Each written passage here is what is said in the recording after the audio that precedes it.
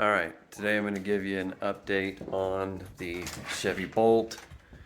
We're still just waiting for Chevy to buy it back. It's right now with an area manager that's going to figure out like what they're going to pay us. But we're going to go for a drive, but we'll see you in a minute. But we're going for a drive in my new car. We're going in the 2022 Tesla. I'm gonna have my sister-in-law first impression on it. So, and I'll give you some opinions about other things. This is her first electric car drive. She's going through, she figured out she had to hit the gas to go into reverse. It is different. It is. I think it is a little harder to drive. Now just pull that all the way down. Yep. Okay. The only real difference that I see is if you're gonna get a city commuter, was weird. If you're gonna get a city commuter, Chevy Bolt's awesome. If you're doing tons of miles, get the Tesla. You get extra miles, you get tons of comfort that you don't have in it, and the steering is a little easier in the Chevy compared to the Tesla. That's why I say if you're going to go lots of miles, do the Tesla. If you're going to do city stuff. Wait, I turned on the windshield wipers. That was the button you hit on the side. So, okay. Yep, so you're good. So she's figuring out regenerative braking. So I heard her go, whoa, that's weird. And then the pep is just a lot different. So, that was it. We'll figure out if Chevy gives me enough money, we hope. If not, I'll just sell it on KSL because used cars are going for a premium right now. So we'll just enjoy the ride. All right, we took a quick drive. What are your impressions? I love this thing. I want one. It has the only one complaint that I have, and she hasn't found it yet, and everybody will say it, is so far I've had phantom braking issues where you're on cruise control and all of a sudden it just dives down and you have to take control of the wheel, which you should anyways. But I want like the Chevy, the dumb cruise control where if I run into the back of somebody, it's my fault. So I would like that. But I noticed that the phantom braking or the adaptive cruise control works best in highly populated cities. So if you go for a rural drive and try to use the adaptive cruise control, I think that it is going to give you more of that phantom braking because those roads aren't mapped as much. With Tesla driving right now, this road right here is being mapped all the time. Just like the roads in Salt Lake City are going to get mapped, and they're going to get mapped a lot more than the rural areas. So you're going to have more problem in rural areas. That's just my bro science. So I love the car. I think it's got a little bit of wind noise. This corner right here, every now and again at just freeway speeds, I'll get noise. But other than that, I like the car. It's fun. So that was it. You like it? I love it. So we had to do a comparison. She's going to drive the Chevy now. Okay, so put your foot on the brake, grab that, forward and left. Forward and left. There we are, reverse. Okay. Okay, same thing, gotta hit the gas. Yep. So one of the cool things about this is if you have the emergency brake on and you just tap the brake, or tap the gas, it'll let it go. Now you do have the two driving modes in this, okay? Pull it back, it'll act like a regular car now. Okay, so forget everything. Yep, forget everything you forgot about in the other car. So you gotta do the brake. Okay. Okay, so we'll get her on this one. I'll put it in sport mode.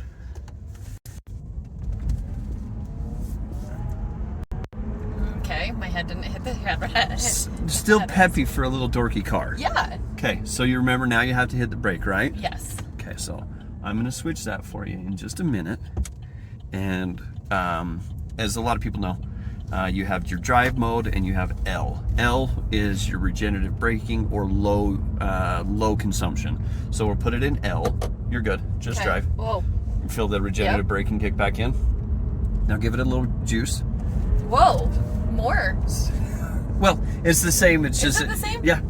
So I just had more room. Yeah. So we'll do the same trip. We'll get her opinion on it. She doesn't have automated or like autopilot or anything on this, so peppier than a normal car, but it is not as peppy as the Tesla. We'll have her open it up and see what she thinks. Feels like my EcoBoost. Okay, so Comparable. comparable. Yeah. Okay, we'll just have a fun drive. I know she's gonna go for it again.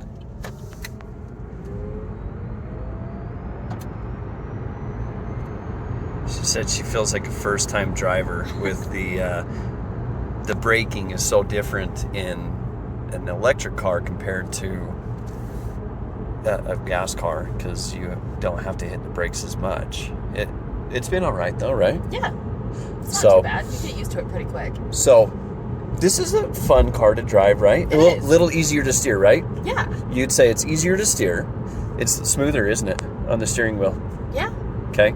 So that's what I liked about it, and that's why I said it's good for a city driver. Yes. Okay. So if you're driving this around the city, now if you were to buy one, what would you buy? Tesla, hands down.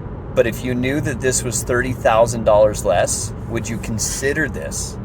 Consider, yes. That's why I did it. I would probably still go with Tesla because of luxury. Right, and I like a cushy car. This is a Yes. little dorky car for me, but it's been fine. But I like comfort, but I also wanted to save the 30 grand. So, buy once, cry once. I did the wrong thing, but I remedied it, and Chevy's going to buy this back. Hopefully, I just get everything I want out of it. If not, I'll just sell it on KSL, because I'm pretty sure anybody, like she said, anybody that's doing DoorDash or, you know, any sort of community or like city driving loves It's this. perfect. It's perfect. But cold, you know, temperature really messes with things. So I got half a battery, and it says I got 77 miles. Now it's cold, so that kills the battery. And I did put, you know, all-weather tires on this, and so that's probably hurting a little bit. But overall, it's pretty fun. So, not as nice as the Tesla, but a good little car, huh? It is good. Would you condone buying one? Or what would you do?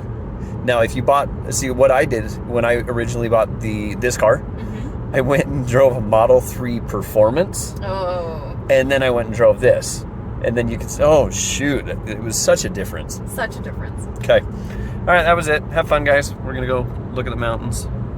All right, she just asked how it does on hills, and I think it does awesome. I first got it, and I got, it comes all electric vehicles, to my knowledge. The Tesla and the Chevy come with low friction tires, so that's good rolling tires to get maximum efficiency. I probably don't have that on this car, so I'm getting less mileage, and I understand that. But like when I went up to Park City the other day with my uncle, That's a steep canyon. up 100. I mean, it just 0 to as fast as you want to go. It's just remarkable, but it's just torque for days. You were comparing this to your car, which is a 4-cylinder turbo EcoBoost. okay, and you would say comparable power, or what would you say? I would say it's pretty comparable. So 0 to 60 on this, I think, is like 6.5 seconds, where the Tesla's like 4.2. And I was Actually, that kind of. I was gonna say it doesn't jolt my head back to the headrest as quick as the. But that I don't know. I think- kind of. I think it's kind of deceiving in an electric car, because you can prep for it a little bit, because if you stomp on it in an electric car, it's just instant. But if you stomp in it on a gas car, it has to gear down.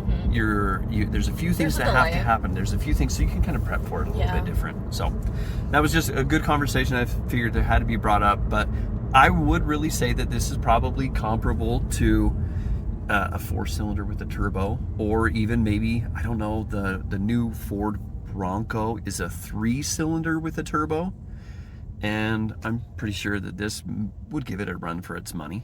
All right, one last one. Juice it. Oh, you can hear the tires break loose. Yep.